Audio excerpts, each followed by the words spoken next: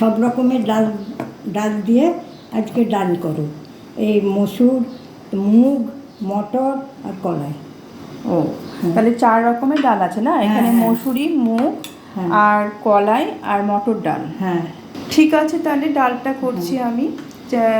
সব রকমের ডাল একসাথে মিক্সড করে মিক্সড ডাল করব।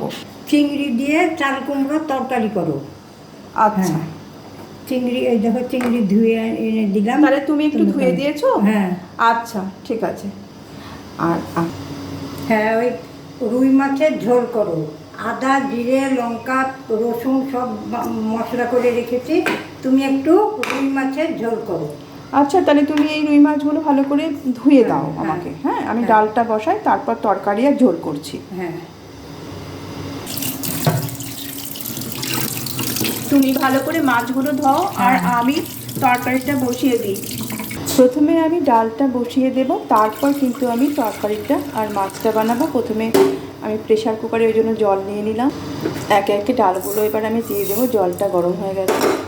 আর কলাইয়ের ডাল আর মসুরির ডাল দিয়ে দিলাম। কলাইয়ের ডালটা যেহেতু আমাদের বাড়ির, ওই জন্য ধুয়ে দিলাম না, আর মসুরির ডালটাকে একটু ধুয়ে দিলাম। মুগ ডালটাও ধুয়ে দেবো, মটরের ডালটাও ধুয়ে দেবো। মটরের ডালটা দিয়ে দিলাম।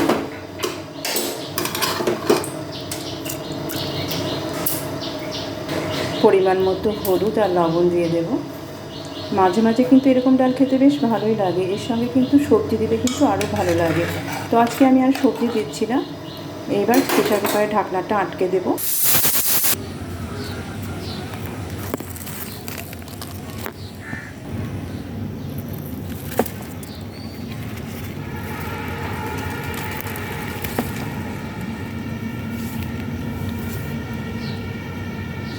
ওমা দেখো, মিষ্টি কুমড়োর গাছটা কত সুন্দর হয়েছে, আর কয়েকটা ফুলও হয়েছে।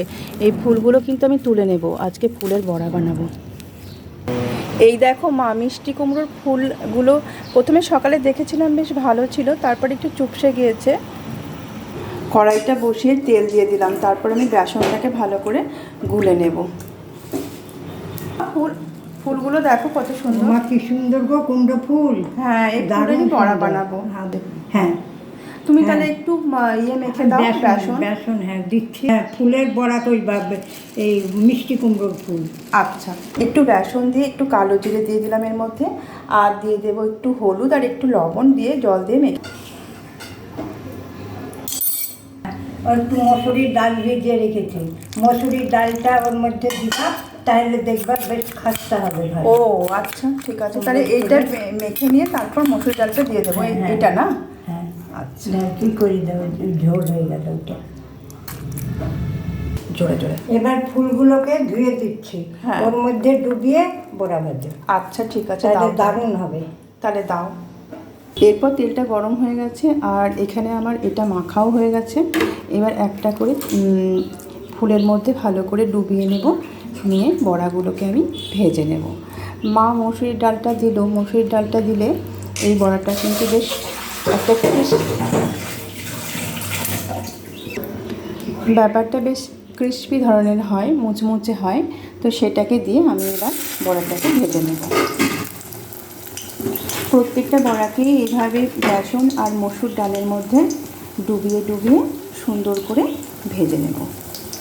আমি এর আগেও কিন্তু অনেক দিন মিষ্টি কুমড়োর বড়া ভেজেছি, তো এই ডালটা দিইনি।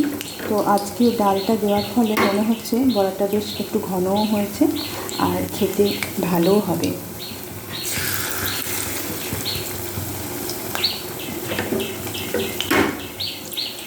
আমরা 4 জন, তো 4টেই ফুল ছিল, তো 4টে বড়াই হলো।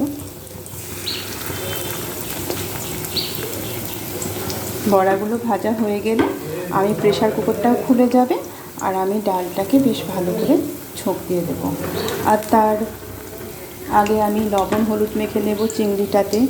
মা বলেছে চিংড়িটা করতে ওই চাল কুমড়ো আছে, চাল কুমড়ো দিয়ে। ওইদিকে বড়াটা ভাজা হতে হতে আমি প্রেশার কুকারে ডালটা খুলে দেখে নেব ডালটা সিদ্ধ হয়ে গেছে নাকি। 4-5 রকমের ডাল দিয়েছিলাম, তার মধ্যে মুগ ডাল আর মসুর ডালটা তো ভালোই সিদ্ধ হয়ে যায়, কিন্তু ওই কলাইয়ের ডালটা আর মটর ডালটা না সিদ্ধ হতে চায়নি। তা যা হোক, এখন দেখছি কিন্তু বেশ ভালো সিদ্ধ হয়ে গেছে।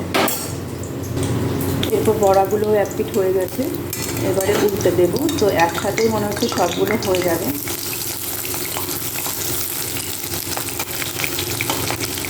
এই বড়াটাকে উল্টে দিলাম। মিষ্টি কুমড়োর পাতার বড়াও কিন্তু খেতে বেশ ভালো লাগে, লাউ পাতার বড়াও ভালো লাগে। বড়া ভাজাটা তো হতে অনেকটা সময় নেয়, বেশ লাল লাল করে ভাজতে বেশ কিন্তু অনেকটাই টাইম লাগে।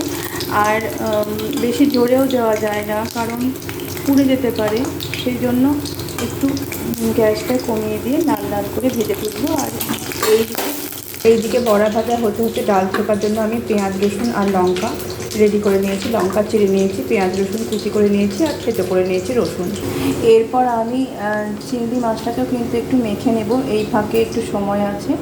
এর মধ্যে হলুদ দিয়ে দিলাম আর দিয়ে দিলাম একটু লবণ, দিয়ে চিংড়ি মাছটাকে ভালো করে মেখে রাখবো। তারপর আমি চাল কুমড়ো দিয়ে কিন্তু চিংড়ি মাছটা রান্না করব।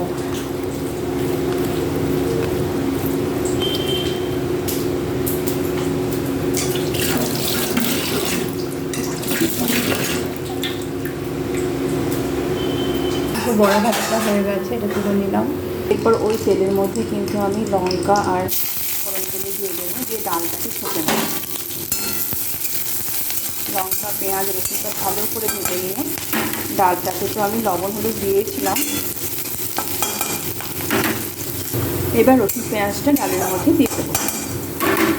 এরপর ডালটা বেশ ভালো করে ঘষে দেবো, তাহলে ডালটা কিন্তু রেডি হয়ে যাবে।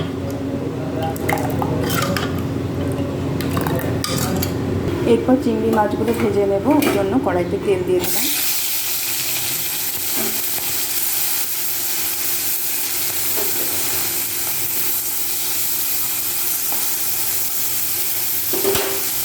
এরপর আগে থেকে করে রাখা তরকারিটা কিন্তু আমি চিংড়ি মাছের মধ্যে দিয়ে দেবো। আর চিংড়ি মাছগুলোকে আমি একটু টুকরো করে নেব, চিংড়ি মাছগুলো বেশ বড় বড় সাইজেরই আছে।